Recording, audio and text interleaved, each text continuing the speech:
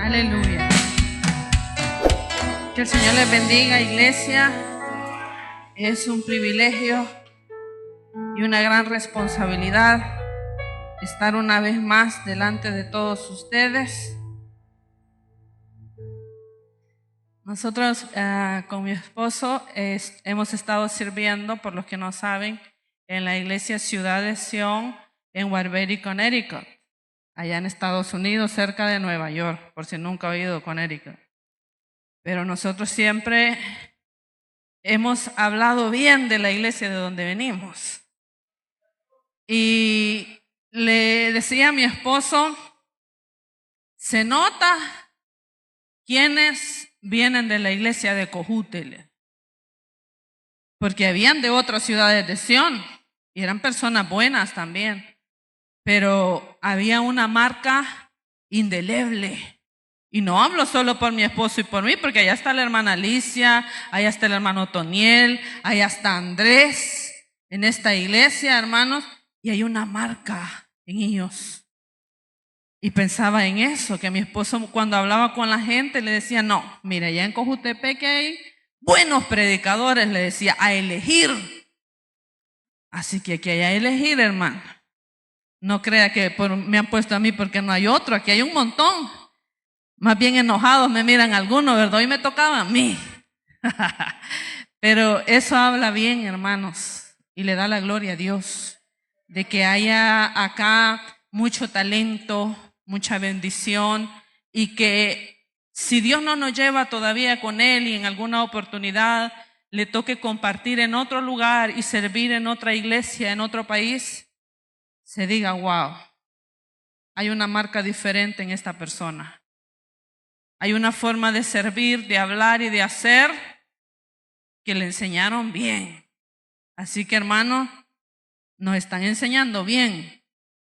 Así que aprendamos bien. Porque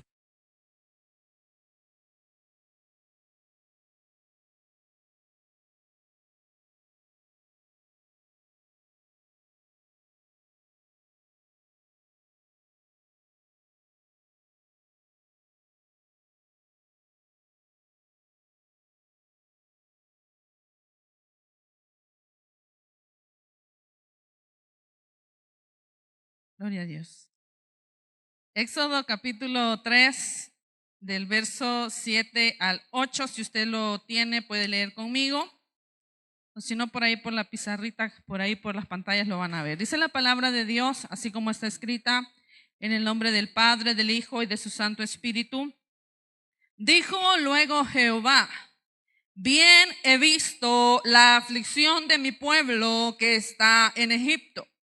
He oído su clamor a causa de sus exactores, pues he conocido sus angustias y he descendido para librarlos de mano de los egipcios y sacarlos de aquella tierra a una tierra buena y ancha, a tierra que fluye leche y miel, a los lugares del cananeo, del eteo, del amorreo, del fereceo, del heveo y de el jebuseo. Que el Señor bendiga abundantemente su palabra.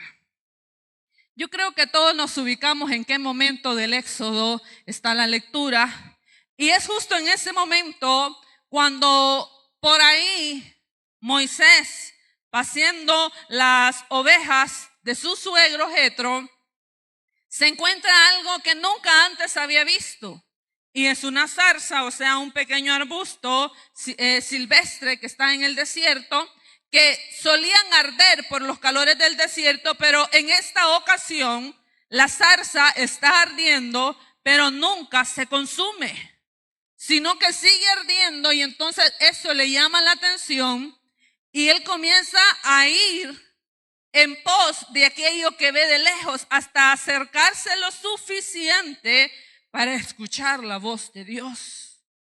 Y Dios le dice desde la zarza, quítate la sandalia de tus pies, porque el lugar donde ahora estás pisando es un lugar santo. Y comienza a hablarle. Y justo en las palabras de ese primer discurso de Dios a Moisés, incluyen la cita que hoy hemos leído. Y Dios le dice a Moisés: bien he visto la aflicción de mi pueblo.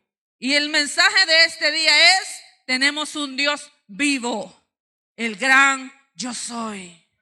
Y por eso Dios comienza diciéndole a Moisés: yo he visto la aflicción de mi pueblo. Porque yo soy un Dios que puede ver lo que está pasando. Moisés, hermanos, al haber sido instruido en Egipto, conoce todas las deidades egipcias. Es más, en el siguiente capítulo, porque sigue este primer encuentro con Dios, él le pregunta: cuando allá me pregunte el pueblo, ¿quién me ha mandado a mí? Que le respondo: ¿cuál es tu nombre? ¿Y qué le dice el Señor? Le dirás: el yo soy te envía. El yo soy es el Dios, está diciendo, el único Dios que de verdad está vivo y que de verdad existe. ¿Por qué? Porque la cita más adelante dice: he visto. Dios es un Dios capaz de ver la aflicción de su pueblo. No era que Dios se fue, ¿verdad?, a ver, de vacaciones o 400 años. Y a ver, se me olvidó. Así como nosotros muchas veces dejamos los frijoles hirviendo o la leche hirviendo. Hermano, y cuando usted va a ver aquello, ¿verdad?, hay una gran humadera en la casa, se quemaron los frijoles. Porque usted se fue por allá, yo me fui por allá, me puse a hacer otras cosas, sobre todo las mujeres, que no podemos muchas veces centrarnos en una sola actividad. Estamos limpiando a un lado y nos acordamos que hay que hacer otra cosa, nos vamos y dejamos esto. Y así nos pasa con los frijoles. Y se nos olvidó, se quemaron los frijoles. Pero a Dios no le pasa así. Él no tiene que irse de un lugar para estar pendiente de otro. Él siempre está mirando. Él siempre está, hermanos, con sus ojos puestos. La palabra de Dios dice en Proverbios 15:3: los ojos de Jehová están en todo lugar, mirando a los malos y a los buenos. Él es un Dios que ve, porque sus ojos sí sirven. Dígale a su vecino: Dios te está mirando. No te preocupes, Dios te está mirando. El día de hoy quiero decirles que hemos empacado lo que pudimos empacar de nuestras vidas con mi esposo. Es una situación un poco rara que de pronto Dios te diga: mira, te vas, y te dé un periodo de tiempo. En ese periodo había que arreglar muchas cosas y empacamos nuestra vida en 2 cajas, un barril, que fue lo que se pudo mandar, y las maletas que nosotros traíamos. Eso era todo. Vendimos lo poco que teníamos. Pero lo que le quiero decir es que todavía tenemos bastante desorden. Y por ahí mi hijo, ¿verdad?, cuando comienza a escarbar ese desorden y encuentra cosas, encontró una caja que es un juego bíblico para personas mayores, no para niños, obviamente, porque él no sabe leer aún. ¿Qué es esto?, me dijo. Ese es un juego para adultos, le dije yo, bíblico. No es para que tú lo uses, así que dámelo. Vaya, me dijo. Y se me quedó viendo y se hizo, ¿verdad?, para una esquinita. Cuando yo bajé la vista otra vez para ver qué estaba leyendo, escuché, porque es una cajita de hierro, escuché la cajita abrirse. Maika, ¿qué estás haciendo? Y se me quedó viendo, ¿verdad? ¿Qué estás haciendo?, me dice. Porque él pensó: no me están mirando. Entonces, en lo que no me mira, voy a abrir la caja y voy a ver qué tiene adentro. La curiosidad de un niño normal. Entonces se fue con la caja, le echó en la bolsa y se fue para el otro lado donde supuestamente yo no miraba. Y es cierto, allá yo no miraba. Y el ser humano muchas veces actúa como que a Dios también le pasa lo mismo. Como que hay un momento o una situación de la vida o una oportunidad en la que por alguna razón Dios no puede ver lo que está pasando. Dios siempre está viendo lo que nos está pasando. Y la Biblia nos dice: no solo está viendo a los buenos, Él también está viendo a los malos, porque es un Dios vivo. Y cuando en una oportunidad usted puede leer en Génesis capítulo 16 la historia de Agar, esta mujer que es usada por su dueña con malos motivos, es usada. Luego cuando se embaraza, usted conoce la historia, se embaraza, comienza a ver con desprecio a la dueña le agarra la locura, ¿verdad? Se pelea con el esposo le dice, mira, si esa sigue siendo tu sierva, haz lo que quieras con ella. Y entonces dice que Sara comienza a hostigarla hasta el punto que Agar huye de la casa. Y cuando ella anda por el desierto y está embarazada en ese momento de Ismael, dice que el varón de Dios vino a ella. Dios vino a ella y le dijo, mujer, Agar, ¿para dónde vas y de dónde vienes? Y ella le dice, mi señor, estoy huyendo de mi sierva. ¿Y sabe qué le dijo el ángel? No te preocupes, Agar, regrésate, le dice. Regrésate y sométete. Algo que no nos gustaría que nos dijeran, ¿verdad? Pero le dice, y sométete a tu dueña. Y no tengas miedo, porque de la persona que está en tu vientre yo voy a hacer una gran nación también. Y le voy a dar una gran herencia.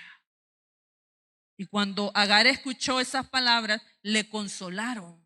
Y no solo le consolaron, sino que dice la Biblia que ella dijo que ese era el lugar del viviente que la ve, del Dios que la está mirando. Agar pensó que Abraham y Sara tenían un Dios que estaba pendiente de ellos y que los miraba, pero no se imaginaba que ese Dios también la miraba a ella.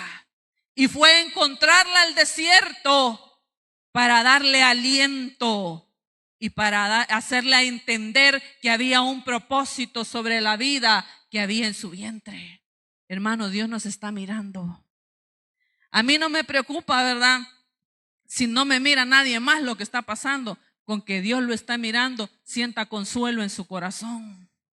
Cuando Satanás viene a decirnos, mira, ya vas a dar las 12, ¿verdad? Ya no vas a poder más. No, hay un Dios vivo que me está mirando.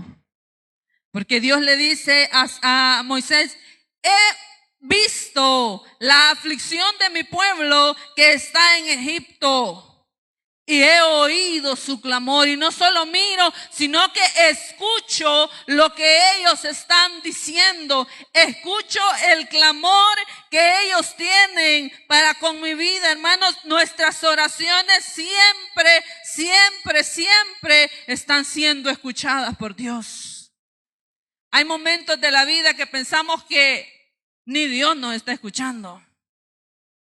Porque Dios no suele ser como nosotros, ligero para actuar. Dios espera el momento oportuno, el momento propicio. Dice la palabra de Dios en Salmo 34, voy a leer el verso 6, el 15 y el 17. Este pobre clamó y le oyó Jehová y lo libró de todas sus angustias. Los ojos de Jehová están sobre los justos y atentos sus oídos al clamor de ellos. Claman los justos y Jehová oye y los libra de todas sus angustias. El Señor está escuchando. ¿Sabe que cuando yo me embaracé, hermano, estaba por allá solo con mi esposo? Embarazada, casi vi a todos mis hermanos, yo allá, mi familia, pero ya al momento de, solo las mujeres entienden eso, ¿verdad? El momento de parir, solo una mujer lo puede entender. No importa cuántos hombres hayan ahí, solo la mujer lo puede entender, porque solo la mujer sabe que es parir. Hermanos, cuando mi hijo iba a nacer, bueno, antes de nacer yo escuchaba a mi mamá, me decía, mira, y yo oro, yo le digo al Señor, que en esos momentos Él te asista, que no sea el enfermero, que no sea el doctor, sino que sea Él quien te asista a vos. Y yo escuchaba eso, hermano, y eso se me quedaba, y yo oraba también. Y le decía, Señor, cuando este niño vaya a nacer, que Él tenga fuerzas para salir y que yo tenga fuerzas para sacarlo, para traerlo a la luz. Porque los niños están en oscuridad en el vientre, es el único sentido que no se desarrolla en el vientre. Hermano, y cuando estaba ahí, ¿verdad? Por ahí estaba mi esposo, pero justo antes de nacer, él tuvo que salirse. Estábamos pasando malos momentos económicos y justo en ese momento le salió trabajo. Y él tuvo que salirse. Y me quedé yo sola con las enfermeras ahí, ¿verdad? Ahí no había tales de mamá, de papá, ¿verdad? De amigos, nadie, hermano. Pero yo estaba en esa cama y ya estaba aburrida de estar en esa cama, hermano. Qué barbaridad, ¿verdad? Pobrecita la mujer, hermano. Usted tiene que estar toda la vida agradecido con su mamá. Me abandonó con solo el hecho que lo anduvo 9 meses y lo parió. Ya le debe usted todo a esa mujer. Y mire, yo estaba ahí y recordaba, no, Señor, yo sé que tú estás aquí conmigo. Yo sé que tú me vas a asistir. Yo sé que voy a tener fuerzas porque yo he orado y Dios ha escuchado mis oraciones. Hermano, y sabe que las enfermeras en Estados Unidos, no sé aquí, tienen prohibido el contacto con los pacientes. Ellos no pueden tomarte la mano para decirte, ya papito, ya va a pasar, ¿verdad? Mire, esa enfermera me daba la mano. Y las mujeres embarazadas desarrollan una fuerza, hermano, cuando están pariendo, que peligroso, le quiebran los dedos a las mujeres. Y mire, y yo le agarraba la mano a esa mujer y esa mujer se quedaba ahí. Y yo pensaba, no es ella, es Dios que está aquí conmigo. Y pensaba en lo que me contaban otras personas cuando se embarazan y tienen sus hijos, que hay que tomar sopa, que no sé qué, que agua de no sé qué, que para que le salga lo gordo a uno, que nunca le termine de salir a veces, ¿verdad? Y todas esas cosas, hermano, yo decía, ¿y yo cómo voy a hacer, verdad? Porque mi esposo tiene que trabajar y tengo que estar solo yo conmigo. No soy la única mujer que ha pasado por eso. Gracias a Dios lo tuve normal, ¿verdad? Pero yo pensaba en todas esas cosas. Hermano, yo salí del hospital. En esos momentos estábamos llevando una reunión con mi esposo en la casa. No estábamos congregando en ninguna iglesia. Desde la pandemia hablamos con el pastor y le dijimos, hermano, nosotros vamos a intentar comenzar una obra nosotros. Vamos a tener una reunión en la casa y que Dios haga lo que Él quiera hacer. Pero no podemos seguir esta visión con usted. Cuando usted nos necesite, aquí estamos para servirlo. Porque nosotros salimos por la puerta de delante, no por la de atrás. Pero todas esas personas, hermano, yo no estuve ni un año con esas personas. Y mire, yo salí del hospital y a mí me llevaron sopa de gallina. Y a mí me llevaron regalos para mi hijo, ropa, pañales, comida, hermano. Hasta me llevaron todas las especies y cosas que se hace el té para que le salga a uno, ¿verdad? Lo que no le termina de salir. Hermano. Y yo decía, es que aquí no está mi familia, pero aquí está Dios conmigo. Y Él me mira y Él me escucha. Y Él está atento a lo que pasa conmigo y a lo que pasa con mi hijo. Hermano, no es el padre, no son los amigos, es Dios. Lo que necesitamos es Dios. Dios está vivo. Él está viendo tu situación en todo momento y Él está escuchando tus oraciones. Hermano, he escuchado, no sé si a esa altura Moisés conocía la historia del Dios de Israel. Hermano, pero Dios le dice, soy el Dios de Abraham, de Isaac y de Jacob. Ese soy yo. Hermano, habían pasado 400 años. A esas alturas, muchos murieron israelitas pensando, el Dios de nuestros padres nunca nos escuchó, nunca nos visitó, no nos miró y morimos como esclavos. Y a esas alturas también, todavía tal vez 400 años después, había hombres y mujeres pensando, todavía es tiempo en el que Dios puede actuar, y seguían clamando para ver la mano de Dios. Y pensaba yo, esa es la situación en la que estamos ahora. Hay personas que sienten que ya ha pasado demasiado tiempo y Dios todavía no ha venido. Y Dios le dijo, ¿sabe quién fue el primero en saber que el pueblo de Israel iba a estar 400 años esclavo? ¿Sabe quién fue el primero en saberlo? Aparte de Dios, fue Abraham. Gracias. Abraham sabía. Entonces quizás por ahí, Abraham le dijo a sus hijos y los hijos a sus hijos y así sucesivamente. Y no sé cuántos de ellos estaban esperando que Dios hiciera algo después de 400 años. Hermano, así está la iglesia de ahora. Algunos piensan que Dios ya, y pierden la fe, porque piensan que Dios no escucha, Dios no va a actuar, Dios no va a obrar, pero todavía no llevamos 400 años esperando usted y yo. Apenas ¿cuántos años tiene? Los más jóvenes, a saber, ¿verdad? Y los más viejos, mejor ni digan. Hermano, pero Dios todavía sigue escuchando. Dice la palabra de Dios en el libro de Apocalipsis 5, el verso 8. Y cuando hubo tomado el libro, los 4 seres vivientes y los 24 ancianos se postraron delante del Cordero. Todos tenían arpas y copas de oro llenas de incienso, que son las oraciones de los santos. Ahí está su oración delante de Dios, porque han sido escuchadas por Él. Dice, había un incienso lleno de oraciones. No sé, hermano, si usted tiene una refri. ¿Qué hay en la refri, afuera de la refri pegado? O no sé si usted no tiene nada, ¿verdad? Pero allá en la casa hay unas fotos de mis hermanas. La mía no la habían puesto, hermano. Tengo ese sentimiento, ¿verdad? Pero de mis hermanas que están en el extranjero, ¿verdad?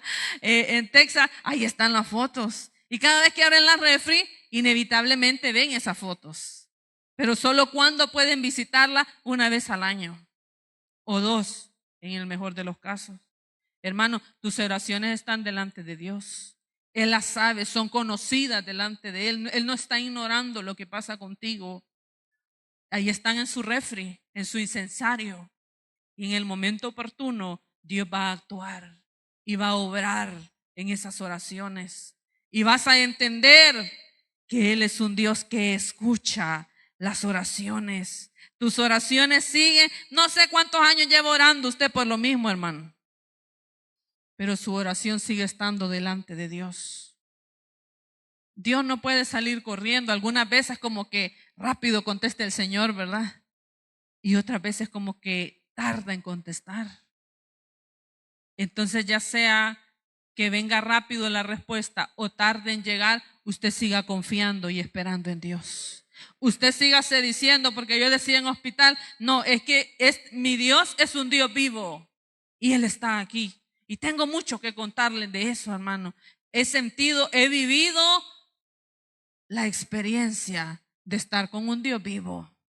De que a nadie decirle, mire, yo necesito esto. No, ir delante de la presencia del Señor a decirle, Señor, usted sabe qué es lo que yo necesito. Esto y esto necesitamos.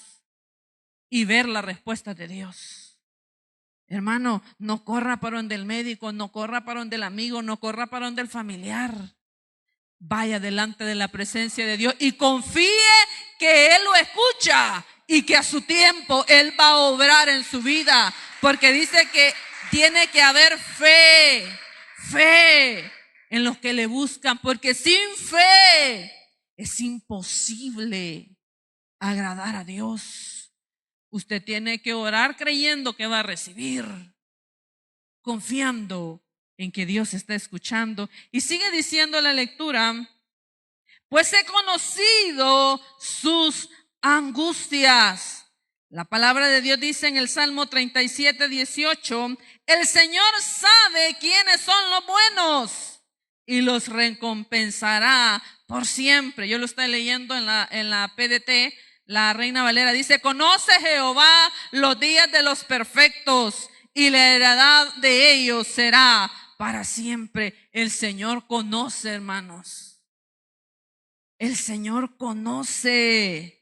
La palabra de Dios dice en Apocalipsis 2:2, yo conozco tus obras y tu arduo trabajo y paciencia, y que puedes soportar a los malos, y has probado a los que se dicen ser apóstoles y no lo son, y los has hallado mentirosos. Dios le está diciendo a esta iglesia, yo conozco tu obra, hermano. Dios no está ignorando al que peca y Dios no está ignorando al que se santifica.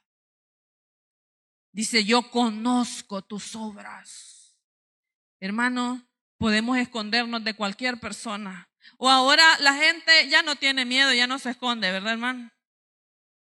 ¿Se ha fijado que cuando usted lee los primeros capítulos del Génesis, una de las primeras respuestas al pecado fue la vergüenza?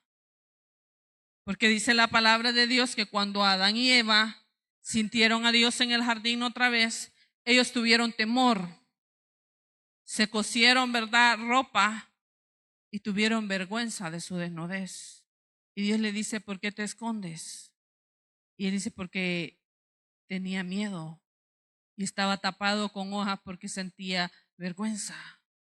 Y el trabajo de Satanás consiste en quitar el miedo y la vergüenza del pecado para que el pecado no se sienta pecado. Y lo que sienta la gente es que por fin me liberé y salí del closet o de la habitación o de la sala o del cuadro o donde quiera que estaba. Y hay cristianos viviendo sinvergüenzamente. No porque, es que Cristo nos ha hecho libres. No se equivoque con eso. Porque la libertad no es una excusa para pecar, dice la Biblia. Sino porque ya no sienten, hermanos, que están pecando. No se sienten reprendidos y ese es un estadio del pecado. Y la palabra dice, yo conozco, dice el Señor. Hermano, a usted que no le importe lo que la gente sepa o no sepa de su vida, pero lo que Dios conoce, por eso se aflíjase. Porque a Dios no lo podemos engañar y no nos podemos esconder de Él. Y conoce Dios perfectamente las motivaciones de nuestro corazón. Y si estamos pasando por situaciones difíciles, Él también conoce lo que está pasando con nosotros. Él está ahí, dice la palabra en el capítulo 1 del libro del Evangelio de Juan, que cuando fueron a llamar a Natanael, Felipe lo va a llamar, al menos Juan lo registra así, y le dice, ven con nosotros, hemos encontrado a Jesús del que habla la Biblia, el Cristo. Y Natanael le dice, ¿y de dónde es? De Nazaret. ¿Y cuándo ha salido algo bueno de Nazaret?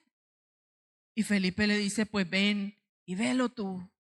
Dice, cuando Natanael va al encuentro con Jesús, Jesús le dice, he allí un verdadero israelita en el cual no hay engaño.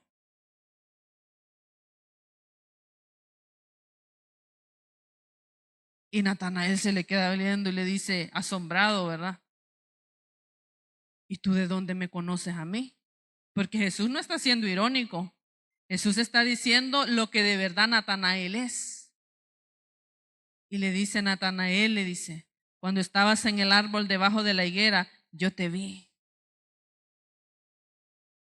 Y Natanael le dice, tú eres el Cristo, el Dios vivo.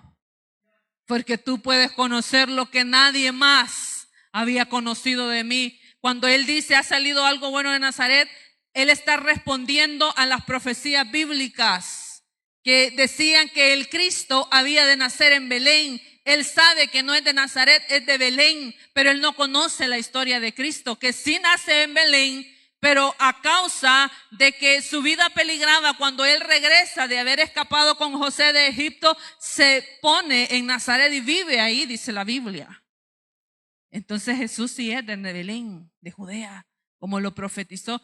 Entonces él no está respondiendo con incredulidad, o sea, no creo que sea el Cristo nada más, es por de dónde viene. Él sabe la profecía bíblica y por eso Dios contesta, ahí hay un verdadero israelita. Hermano, Dios conoce quién eres tú y Dios conoce quién soy yo. No importa lo que los demás crean, Él sí sabe lo que hay en nuestro corazón. Hermano, Él sí conoce lo que hay en nuestro corazón. Y si en tu corazón hay bueno y hay deseo de agradar a Dios, gloria a Dios. Pero si en tu corazón hay pecado, hermanos, y hay egoísmo y orgullo, Dios también lo sabe. Y dice la palabra en 2 de Timoteo 2, verso 19. Pero el fundamento de Dios está firme, teniendo este sello, le dice Pablo a Timoteo. Conoce el Señor a los que son suyos. y apártese de iniquidad todo aquel que invoca el nombre de Cristo. El Señor conoce a los que son suyos. ¿Usted es de Cristo? Apártese de toda iniquidad, porque el Señor conoce a los suyos.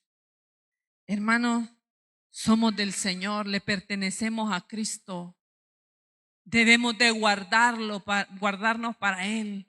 Debemos de honrar su palabra. Debemos de decidir desligarnos del pecado. No importa qué tan fuerte se sientan esas cadenas. Hay un Cristo vivo que puede liberarte del pecado y puede quitar las ataduras de tu corazón y de tu mente. Porque Dios quiere que seas exclusivamente de Él, como se lo dijo a Israel. Hermano, hay un restaurante que no puedo mencionar la marca, pero es Louis Vuitton, algo así. Y usted dice, ¿eso con qué se come? A saber. Pero es una marca carísima en Estados Unidos. Y sabe que ellos han abierto un restaurante, si no me equivoco, en Nueva York. Y la gente hace cola para ir a pagar, hermano, miles de dólares por la misma hamburguesa que vale $12 en otro lugar. Pero ellos están ahí pensando, yo quiero sentirme exclusivo aquí, que todos vean lo exclusivo que soy. Y así es el mundo. Quiere sentirse orgulloso de cosas vanas, porque todo pasa, dice la Biblia. Los deseos de los ojos, la vanagloria de la vida, todo pasa. ¿No debiéramos entonces nosotros con mayor razón sentirnos orgullosos de ser hijos de Dios? De demostrarle al mundo, hermanos, que somos diferentes, que en nosotros hay otra forma de pensar, hay otra forma de vivir, hay otra forma de actuar, que tenemos una moral más alta, porque vivimos para agradar a un Dios que está vivo, que nos mira, que nos escucha, que conoce lo que nosotros hacemos. Hermanos, vivamos para Cristo. Él dice, conozco a los que son míos. Y la última parte de los versos dice, y he descendido para librarlos de la mano de los egipcios y sacarlos de aquella tierra a una tierra buena y ancha, a tierra que fluye leche y miel. Los he visto, los he escuchado, conozco su situación y ahora voy a hacer algo al respecto. Es el momento en el que Dios va a actuar. Escucha esto, Dios siempre nos está mirando, Dios siempre nos está escuchando. Dios conoce perfectamente nuestra situación, pero hay un momento en el que Él va a actuar. Fueron 400 años después, pero ese es el momento en que Dios iba a actuar. Porque después de 400 años Dios todavía quería ver si había gente esperando la promesa que se le hizo a Abraham. 400 años serán esclavos en tierra extranjera, pero luego volverán a este lugar que yo te he dado a ti. Hermanos, ¿cuánto tiempo vamos a esperar la promesa de Dios? El Señor no ha venido todavía. ¿Y será que irá a venir, hermano? El Señor va a venir. Y sabe que ahora decía en el ayuno una profecía, yo me gocé de esa profecía, fíjese, hermano. Porque la profecía decía que va a haber una gran cosecha de almas y que yo la voy a parafrasear porque yo no soy como demasiado buena memoriosa, ¿verdad? Para citarla explícitamente, pero a grosso modo una de las cosas que decía que iba a haber una gran cosecha, que los líderes, los supervisores, los anfitriones, los voy a unir a todos, creo que solo mencionó a uno o a dos de ellos, tienen que estar listos porque a través de las casas van a venir muchas almas a la iglesia. Porque Dios venía preparando a los que son suyos, porque el tiempo está cerca. Y yo me gozaba primero de que Dios ya va a venir. Sí, hermano, porque en el cielo allá hay aire acondicionado y aquí no. Y allá en el cielo está el Señor. Y allá donde Él está yo quiero estar. Y segundo, porque decía, nosotros vamos a ser la generación que ve a Jesús. Nosotros vamos a ser los protagonistas de los últimos tiempos. Vamos a ser los últimos predicadores, los últimos intercesores, los últimos líderes, los últimos supervisores. Y vamos a contarle a Pablo, a Juan, a Timoteo, a todos esos que ya murieron en la fe esperando la promesa. Yo estuve ahí para ver el final. Hermanos, gócese, gloria a Dios.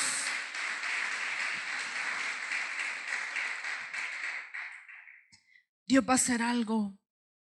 Primeramente, sobre la situación que tú estás viviendo. Si es una respuesta que tú necesitas, Dios va a hacer algo. Él nunca se queda con las manos cruzadas. Y si no eres de los buenos, como decía en la primera cita, que dice que Él está viendo a los buenos y a los malos. Si eres de los malos, Dios también va a hacer algo contigo. Así como cuando los padres lo dejaban a uno algunos días y ¿quién recibía las recompensas cuando volvía el papá y la mamá? El que había obedecido, el que había hecho el oficio, ¿verdad? El que tenía las cosas como el papá se la pidió. Y el que no, le tocaba chilillito a la vieja escuela, ¿verdad? A la nueva escuela, uno todavía no le da chilillito a los hipotes, están muy chiquitos, dice uno. Mi hijo acaba de cumplir 3 años el 16 de febrero y todavía no conoce el cincho, hermano. Solo las nalgadas, el cincho todavía no. Algún día se lo vamos a tener que presentar quizás, ¿verdad? Pero todavía no lo conoce. Y usted, hermano, ya conoce el cincho de Dios. ¿O solo conoce la mano de Dios? Ah, yo la mano quiero y cincho le toca. Porque no se ha portado bien. Y dice, no, hermana, yo soy como Natanael. Yo estoy esperando en la promesa. Yo he guardado la fe, como dijo Pablo. Estoy perseverando. Ah, pues le toca la mano. Le toca el venir bendito de mi Padre. En lo poco me has sido fiel. Sobre lo mucho te pondré. Entra en el gozo de tu Señor. La última cita que yo quiero leer para ustedes en Malaquías 3, verso 16, 17 y 18 dice así. Los que respetaban al Señor, estoy leyendo otra versión, hablaron de esto unos a otros y el Señor los escuchó atentamente. El Señor está escuchando lo que usted dice en secreto en su casa. Entonces hizo escribir un libro recordatorio donde estaban todos los nombres de aquellos que respetaban al Señor y honraban su nombre. El Señor Todopoderoso dice, el día que tengo señalado, ellos serán mi tesoro. Tendré compasión de ellos como el papá con el hijo que lo obedece. Ustedes volverán a notar la diferencia que hay entre la gente buena y la gente mala, entre el que sirve a Dios y el que no lo hace. Hermano, decimos algo de la cita o la dejamos así nomás. Porque si usted puso atención, hay un gran mensaje ahí solo en leer la cita. Dice, el Señor escuchó lo que ellos dijeron en secreto.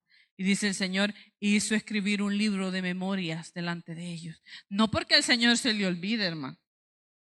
Al Señor no se le olvida nada. A mí, hermano, perdóneme. Pero yo hasta de los nombres me olvido. Y de gente que ya tengo tiempo de conocer. Es más, a la fecha, si yo encontrara compañeros míos, estoy seguro que no recordaría el nombre del 99% de ellos. Y no es porque sea más, la verdad, es que como que mi cerebro fuera muy selectivo y pasa solo borrando lo que piensa que ya no va a ocupar. Y el problema es cuando se encuentra uno con la gente y ya se borró esa información, ¿verdad? Porque el cerebro funciona así, ¿sabe? Está borrando la información que considera que ya no va a ocupar. Y por eso a usted se le olvida muchas cosas. Pero dice, Dios hizo escribir un libro, no porque a él se le olvide, hermano, sino porque ese día él le va a enseñar el libro. Mira, papito, aquí está. Porque no es de los libros, hermanos, de escribir. Ya el Señor usa iPad también. ¿Usted cree que si nosotros usamos iPad, verdad? El Señor no, si Él es el que ha inventado todas las cosas. De Él viene toda la inteligencia y la sabiduría que el hombre puede hacer y producir. El Señor ya está 1000 veces más adelantado que todos nosotros, pero dice, hizo escribir un libro y ahí se escribió todos aquellos que se guardaron para Él, que obedecieron su palabra, y dijo el Señor, y entonces el día que yo actúe, ellos serán mi especial tesoro. Gloria a Dios. Hermano, hay un día que Dios va a actuar. Y ese día, si a usted le produce miedo, arrepiéntase. Pero si el día que Dios va a actuar a usted le produce gozo, porque vamos a ver a Dios como Él es, como dijo Pablo, entonces gócese con los que se gozan. Y siga obedeciendo y respetando la palabra de Dios, porque vale la pena obedecer a Dios y guardarse para Él. Y hay grande recompensa y galardón en esperar en Dios. Dice el Señor, ese día van a ser mi tesoro. ¿Conoce usted a la niña Florinda? Ella le decía a Kiko, mi tesoro. No había nada más hermoso y maravilloso que para la niña Florinda que Kiko. Y Kiko era un niño engreído, fellito, ¿verdad? Y hasta feo hablaba. Pero para la niña Florinda ese era su tesoro. Así es Dios con nosotros, hermano. En lo poco, por eso dice la Biblia, en lo poco me fuiste fiel, ¿verdad? Somos como el Kiko de Dios. Los otros lo ven y dicen, no, hombre, de verdad. Y el Señor dice, es mi tesoro, dice. ¿Por qué? Porque en ese tesoro hay un corazón que quiere agradarlo a Él sobre todas las cosas. Y eso, gloria a Dios, es lo que el Señor mira. Así que, iglesia, tenemos un Dios vivo que mira, que escucha, que sabe y que actúa cuando es necesario hacerlo. Así que dígale a su vecino, nuestro Dios está vivo. Así que viví como que tenés un Dios vivo, porque Dios no es Dios de muertos, como lo dijo Jesús a los fariseos. Él es Dios de vivos. Que el Señor bendiga abundantemente su palabra en cada corazón y en cada vida. Voy a dejar hasta aquí esta meditación y voy a darles algunos anuncios. Hoy le gané. El primero de ellos es que mañana tenemos la reunión de líderes a las 6 p.m. y el culto de oración siempre a las 7 p.m. El día jueves siempre nuestro culto general a las 6 de la tarde. Y recordarle, hermanos, si usted escuchó parte de esa profecía que yo estaba tratando de repetir hoy día, hermano, congréguese en las reuniones familiares. Líderes, no tiren la toalla, es el peor momento para tirar la toalla. Anfitriones, no tiren la toalla, es el peor momento para tirar la toalla. Al contrario, agárrela más fuerte, porque el Señor ya va a venir.